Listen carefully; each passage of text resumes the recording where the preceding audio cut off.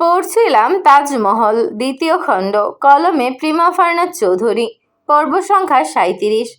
আকাশের বুক চিরে আজ বিশাল রূপালী থালার মতো চাঁদ উঠেছে। চারিদিকে চাদরের মতো বিছিয়ে আছে মায়াবী জ্যোৎস্না। রাশি রাশি আলোর ছটায় চারপাশ এমনভাবে ঝলমল করছে যে দেখে বোঝার উপায় নেই এখন গভীর রাত। এমন মোহময় একটা রাত কি চার দেয়ালের মাঝে বন্দি থেকে কাটানো যায়? তাসনোভা বাইক থেকে নেমে ধীর পায়ে হাঁটতে শুরু করলো। আনিস বাইকটা রাস্তার ধারে স্ট্যান্ড করিয়ে তার পিছু নিল, কিন্তু আনিসের মনোযোগ তখনও ফোনের স্ক্রিনে। তাজদার মেসেজ দিচ্ছে আর সে তার রিপ্লাই দিতে ব্যস্ত। তাসনোভা একবার ঘাড় ফিরিয়ে তার এই নির্লিপ্ততা দেখে চরম বিরক্ত হলো। সে আচমকা থমকে দাঁড়িয়ে আনিসের হাত থেকে ছো মেরে ফোনটা কেড়ে নিল। তারপর আগের চেয়েও দ্রুতলয়ে হাঁটতে শুরু করলো। আনিস অবাক হলেও কোনো প্রতিবাদ করল না, নিঃশব্দে তার ছায়া অনুসরণ করতে লাগলো। আনিস নিস্তব্ধতা ভেঙে প্রশ্ন করল, আমরা আর কত দূর পর্যন্ত হাঁটবো? তাসনোভা না থামিয়ে জবাব দিল, যতক্ষণ না আমার মন চায়। আনিস আবারও চুপ হয়ে গেল।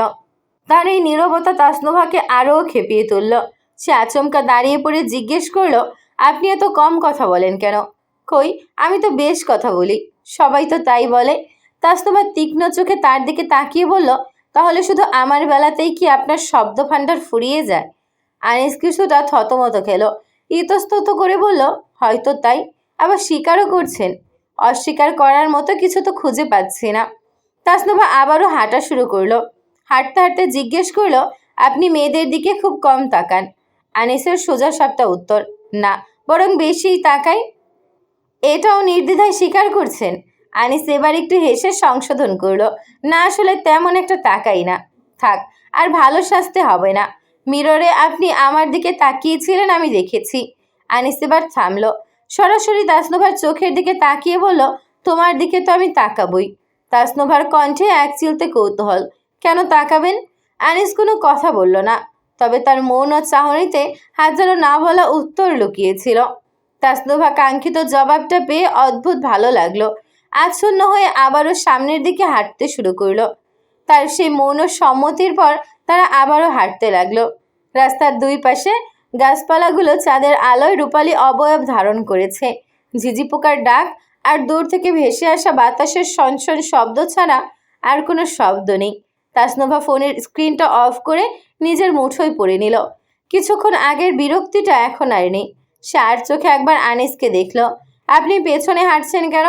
আনিস বলল, তুমি আগে হাঁটতে চাইছো তাই। তাসনোভা তার হাত ধরে পাশে টেনে এনে বলল, আপনি জানেন, মাঝে মাঝে কোনো কথা না বলেও শুধু পাশাপাশি হাঁটতেই পৃথিবীর সব থেকে সুন্দর গল্পগুলো বলা হয়ে যায়। আনিস মাথা দুলিয়ে বলল, আজ জানলাম। আপনাকে একটা কবিতা শোনাই? আনিস বলল, হাসবেন না কিন্তু।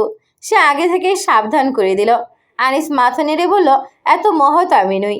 তাসনোভা বুকে হাত ভাঁজ করে হাঁটতে হাঁটতে বলল, না থাক, বলবো না। আনিস জোর দিয়ে বলল, বলো। না না, আমি পারি না। তাসনোভা এবার আগে আগে হাঁটতে লাগলো। ফোনে মনোযোগ দিয়ে বলল, হোয়াটসঅ্যাপ চেক করুন। আনিস হোয়াটসঅ্যাপে ঢুকলো। তাসনোভা একটা পঙ্গক্তি পাঠিয়েছে। শব্দরাজ ছুটি নিয়েছে, মৌনতা পেয়েছে ঠাই। তোমার পাশেই হেঁটে চলাতেই জীবনের সবটুকু সুখ পাই। এটা জোরে জোরে পড়ে শোনান আনিসুজ্জামান। আনিস মাথা তুলে বলল, কোথায় পাও এইসব? এইসব তো বাচ্চাদের মতো কথাবার্তা। তাসনোভা পিছু হাঁটতে হাঁটতে হেসে বলল, বলুন, কবিদের মতো করে বলুন। আনিস বলল, আমি আবৃত্তি পারি না, তোমার ভালো লাগবে না। তাসনোভা আরও একটি পঙ্গক্তি পাঠালো। হাজার বছর চলবো সাথে, ফুরবে না এই পথ। হৃদয় গভীরে জমা থাকুক দুজনের সকল শপথ।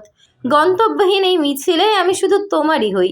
পৃথিবী হারাক নিজের পথে, আমি তোমাতেই রই। আনিস পড়তে পড়তে হাঁটতে লাগলো। মাথা তুলে বলল, এটা ঠিকঠাক। তাসনোভা হাসি মুখে বলল, আরও একটা দিচ্ছি। আনিস হাঁটতে হাঁটতে সেটা উচ্চারণ করে পড়তে লাগলো। পৃথিবী যদি থমকে দাঁড়ায় ভিড়ের কোলাহলে, আমি না হয় হারিয়ে যাব নীরবতারই ছলে। সে তাসনোভার দিকে তাকালো, ভুরু তুলে বলল, এটা ভালো ছিল। আমার মতো? আনিস হেসে ফেলল। তাসনোভাও ধীরে ধীরে পা ফেলে হাঁটতে হাঁটতে বলল, আমার মতো দিগ্ভ্রান্ত নাবিকের কম্পাস হওয়ার জন্য আপনাকে ধন্যবাদ মিস্টার আনিসুজ্জামান। আনিস মনোযোগ দিয়ে শুনল, তারপর কপাল কুঁচকে বলল, কিন্তু পথ হারানো নাবিককে পথ দেখানোতে কোনো বাহাদুরি নেই। বাহাদুরি তো তখন যখন নাবিকটি নাবিকের উপর পূর্ণ ভরসা রাখে। আমার উপর এই বিশ্বাসটুকু রাখার জন্য তোমাকেও ধন্যবাদ। তাসনভা আচমকা ছুটে এসে তার গলা জড়িয়ে ধরে বলল, এবার বাইক অবধি আমাকে কোলে করে নিয়ে যান, আমার পা ব্যথা করছে। আনিস হকচকিয়ে গিয়ে বলল, তোমার এই পায়ে ব্যথার অজুহাতটা কিন্তু বড্ড সেকেলে চুনোনারা, সরাসরি বললেই পারতে কোলে ওঠার ইচ্ছে হচ্ছে। তাসনভা বলল, জি আনিসুজ্জামান সাহেব, আমার আপনার কোলে ওঠার ইচ্ছে হচ্ছে। আনিস তাকে শেষমেশ কোলে তুলেই নিল। তারপর মুখের দিকে তাকিয়ে বলল, বাইক অবধি তো নিয়ে যাব, কিন্তু পথে যদি ট্রাফিক পুলিশ ধরে জিজ্ঞেস করে এই বড়সড় বাচ্চাটাকে নিয়ে কোথায় যাচ্ছেন, তখন কিন্তু আমি নির্ঘাত বলবো উনি হাঁটতে ভুলে গেছেন। ওনার জন্য একটি ফিডার আর একটা দোলনার ব্যবস্থা করুন। আপনি তো বড় অদ্ভুত মানুষ, দিকভ্রান্ত নাবিককে পথ দেখানোর সময় খুব বড় বড় কথা, আর কোলে তোলে একটুখানি পথ চলতেই পুলিশের ভয়। আনিস একটু থমকে দাঁড়ালো। তাসনভার চোখের দিকে তাকিয়ে তার ঠোঁটের কোণে সেই পরিচিত বাঁকা হাসিটা ফুটে উঠল, যেটা তাসনভাকে প্রতিবারই একটু থমকে দেয়। সে তাসনভার ওজনটা আরেকটু ভালো করে সামলে নিয়ে জবাব দিল, সমস্যাটা সেখানে নয়, সমস্যাটা আমার হৃৎপিণ্ডের। ওখানে যে ড্রাম বাজানোর মতো শব্দ করছে, কোনো ট্রাফিক পুলিশ যদি সেই শব্দ শুনে ফেলে, তাহলে নির্ঘাত আমাকে পাবলিক ডিস্টারবেন্সের দায়ে অ্যারেস্ট করবে। দেখে নিও আপনার হৃৎপিণ্ডের কি সমস্যা। আমি কোনোদিন কোনো মেয়ে কোলে নিয়েছি? আনিসের এই কথাটা শুনে তাসনভা খিলখিল করে হেসে উঠল। আনিসের গম্ভীর মুখটার দিকে তাকিয়ে তার মনে হলো, এই মানুষটা এমন কেন? সে হাসতে হাসতে আরও একটু নিবিড় হয়ে আনিসের গলা জড়িয়ে ধরল। তারপর আচমকা তার লাল হয়ে যাওয়া শক্ত গালটাতে আলতো করে একটা চুমু খেয়ে ফিসফিস করে বলল, ব্যাস, কোল থেকে এবার নামিয়ে দিন মিস্টার আনিসুজ্জামান, আমার আজকের মিশন কমপ্লিট। আনিস একটু থমকে দাঁড়ালো। পায়ের নিচে রাস্তাটা স্থবির হয়ে গেল। সে এক পলক তাকিয়ে গম্ভীর স্বরে পাল্টা প্রশ্ন করলো, এত বড় চক্রান্ত? তাসনভা মাটিতে পা রেখে আনিসের দিকে তাকিয়ে বলল, চক্রান্ত নয় মিস্টার কম্পাস, একে বলে লাভ স্ট্র্যাটেজি। আপনাকে একটু অপ্রতিভ হতে দেখাটাও তো আমার এই জঘন্য জীবনের অনন্য একটা পাওয়া। বলেই সে আগে আগে হেঁটে বাইকের কাছে চলে যেতে লাগলো। আনিস কিছুক্ষণ দাঁড়িয়ে রইল, তারপর তার পেছন পেছন হেঁটে যেতে লাগলো। বাইকের স্টার্ট তোলার শব্দটা নিঝুম রাতে বেশ জোরেই শোনা গেল। আনিস বাইকে উঠে স্টার্ট দিতেই তাসনভা পেছনে এসে বসলো, তবে এবার আর দূরত্ব বজায় রেখে বসলো না। আনিসের পিঠে নিজের চিবুক ঠেকিয়ে শক্ত করে জড়িয়ে ধরল তার কোমর। বাইক চলতে শুরু করলে বাতাসের ঝাপটা এসে তাসনভার অবাধ্য চুলগুলোকে আনিসের মুখে উড়িয়ে দিতে লাগলো। সে কাঁধে মুখ গুজে অস্ফুট স্বরে বলল, আপনার পারফিউমটা ভালো। আনিস বলল, আমার এবার মনে হচ্ছে নির্ঘাত তোমার গায়ে কিছু একটা ভর করেছে।